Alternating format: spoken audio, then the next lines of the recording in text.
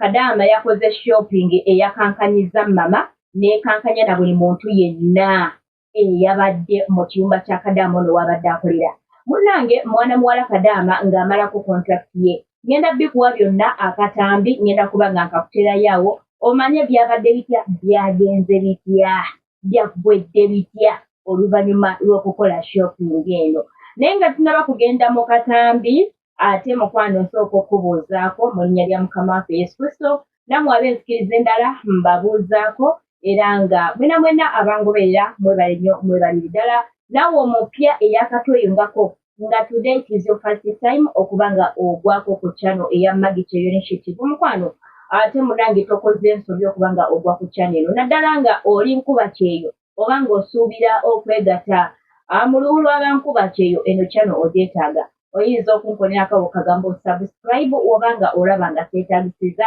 Bw'omala okona ku kigambo subscribe mukwano osobola n'okunkonerako ku kade buli vidiyo ejja n'obeera nga togisubwa. Katugende mu katambi kano naye nga mwana muwala Kadaama gye byaggweredde obenga naawe obyewulirirako. Bino si byange era si bigambo byange, naye vidiyo zino nzireeta tubeere nga tuziyigirako.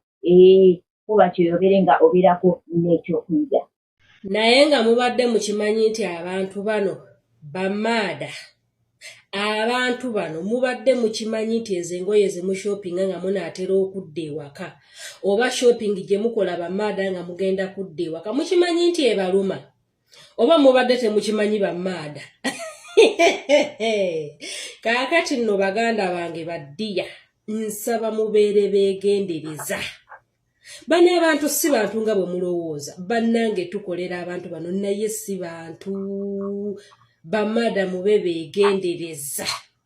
Nze mbabuulira kuba nina mukwano gwange gwe kyatuuseeko. Bano abantu ekiyitibwa ku ssente buli kimu kibaluma. Olaba n'omusala obusala gumuluma ogukuwa naye ng'ogukoleredde. Kati nno bwakedde ku makya mwana muwala ng'ashopinga bintu bye. Bw'ashopinga bintu nga bw'omanyi nti era olaga abantu bano nti oli ku pulogulaamu eddawa kuba wabagamba dda nga gw'otandika shoppinga bintu byo. Omuwala ng'ashopinga bintu bw'amala okushopinga ebintu bamaada yali ali awo ku makya ng'omukazi amugamba nti tetekako abaya tugenda kukola ki, tugenda kufuluma oba tugenda kukola ki, tugenda bweru. Omuwala ng'agamba okay. Omwana omuwala ng'ayambala abaya ye ng'akwata akasawo ke n'essimu ye nga bafuluma. Bwe bafuluma ebweru batambula bagenda, omuwala agenda okutuuka ng'omukazi amutwala ku kisaawe nga yeebuuza ng'amubuuza mukama we nti bannange kiki nga mundeese ku kisaawe anti odda waka. So bamaada mube beegendereza eri abantu bano. Omuwala baamulesezza buli kamu ke ya shoppinze, buli ke yaguze baakamulesezza ewaka. Yagenze n'akasawo ke n'agenda n'essimu ye. Bamaada mube beegendereza. Nze mbabuulira. Nina omulala ya shoppinga bulungi nnyo ebintu bye. Bagenda okumuwa tiketi nga kire ziriko muzimanyi bamaada. So bamaada mube beegendereza ku bintu bye mu shoppinga. Ojja genda oguleta ddaatala w'ebintu bagende bakuwe kiro 10-15. Alright, abalungi mbakulisaayo ate munange mu mboozi ya mwana muwala oyo nga tunyumiza ebyatuuse ku mukwano gwe. Ebintu bino si mboozi. Ebintu bino byapeningawo. Ebintu bino bibeerawo. Era nzijanga mbyogerako emabega eri yonna ntera okubyogerako. Kadaama wange omulungi ng'omazeko contract yo ekikuguza data y'ebintu kiki? Bino nga tugenda mu maaso nga tubyogera babbosi bonna si be bamu, naye tojja kumanya, oyinza obutamanya abantu abo mubakolera, naye ssente ezo bw'amala okuzikuwa n'alaba ng'olina ebintu by'oziguzeemu bimuluma oba ssente zimuluma, ssente ezo bazibawa, naye abawarabu abo balina engeri gye babanga abagamba nti ssente ezo yadde azikuwadde naye zisigadde zize. mukyegendereze nnyo abalala ssente ezo muzifunye n'okola emyaka 2 n'oba nga tolina kyolazeewo ne bazirya oba tebaziridde nga gwe kennyini gw'ozisaasaanyiza n'omalako 2 years ng'ekinene ennyo ky'olina ku akawunti miliyoni 2 naye ng'okoze 2 years takulyazamanyiza kusasudde omusaala gwo gwonna tomubanja tolina gw'obanja nti wazimuwola nga zikugudde mu ngalo gwe kennyini n'ozisaasanya ne ziggwawo ssente ezaabwe mulimu famire ezimu nga ssente ezaabwe ziyina kuba zaabwe teziyina kugaggawaza muntu mulala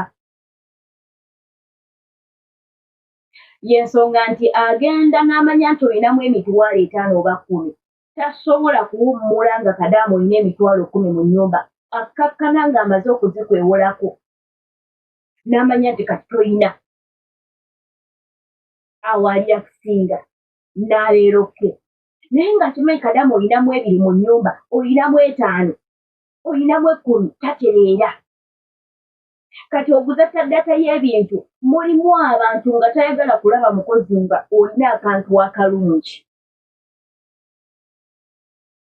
engoye z'omuziraba bamaada e Uganda wano tulina engoye ennungi luli engoye tewazirabanga lwaki tewazirabanga because wali tolina ssente ebintu ebirungi byonna by'ogenda oggula gye weetaaga e Uganda tewabirabanga lwa nsonga tewalinanga ssente naye bw'okomawo wano e Uganda mukwano gw'olina ssente zo n'ogenda n'otambula mu kibuga n'otambula mu zimoolo ogenda kufuna ebintu bye weetaaga so kati okutte miliyoni 2 kuba miliyoni mu btuufu oba okuze shopping mu kakadde k'ensimbi temuli abakolangako shopping ku shading okola shopping emitwalo 5 ne bakuleetera engoye nga bitono so kati akakadde oba tolina shopping gy'okoze so bw'abanga yakoze shopping eri gye bagita batabogera batya gye bayita tugiyite batya kabejja nga yakoze shopping kabejja kale ekitono ennyo oyinza okuba miliyoni 2 oba kamu kitundu ate mu ezo zenjogera ng'oguze buno butungoye engatto ebityo nga tutaddeko zizi iPads esimu ziri ez'akabi kati wabanga yakoze shopping nga yeri yennyini ensajja ssente zonna zaafudde busa ogenda kola shopping omuwala bwe emuzimbe omutwe mukwano akulese ebintu nga bibabirese sisita waffe baana bangi nnyo babaleseza ebintu n'okola shopping yo naye ne batakugamba nti bakutwala ku airport ne bakutwala nga bye baatute sisita waffe yambala yala sula n'afuuka yala sula ogenda okulaba ng'oli ku airport maada ng'olese ebintu bya miliyoni zo 2 so badiya tebisesa bayeza bwebikwasaamu ennaku kubanga omuntu nga bakoleseza ebintu byo okomayo waka ng'okaaba okomawo ng'olina ennyiike so kati tetulina okukola kyekiruwa tugule ebintu ebisaamusaamu byolaba nti tebigenda kugira muwala bwono abalala ogenda bigula bakuwe kiro nga ntono amanye nti kati olina like oba 30 kilograms oba 40 kilograms ye kennyini waba akugulira tiketi akugulire bakutereko kiro 10 oba n'okuwa jasi 7 ennyonyi zigaba kiro mu ngalo 7 8 bakuwadde nnyo kiro 10 mu ngalo kano ku handbag oba baziteza laptop bag ng'eyo yokka ensawo gy'ogenda okuyingira naye ennyonyi nga yokka gy'olina okubeera tolina kuba na lageti ndala ezigenda oyita wansi eyeeze mu nsawo ennene nga tolina kuba nayo akuleko ositule n'ebintu byo otuuke ku airport mukwano bagenda opima ebintu byolina nga kiro nnyingi bakugambe you have to pay zisasulire ezo kiro eziyitamu woba tolina ssente ebintu by'ogenda kubirekawo ku airport boosi wali kunnumbi ayizeeyo ewaka naye nga kyabadde kagenderere ng'ayagala okukolesa ebintu ebyo so my dear obutaluzinga ssente zo gula ebintu ebisaamusaamu nti agundi ava bweru toyinza kukomawo ngalonsa waka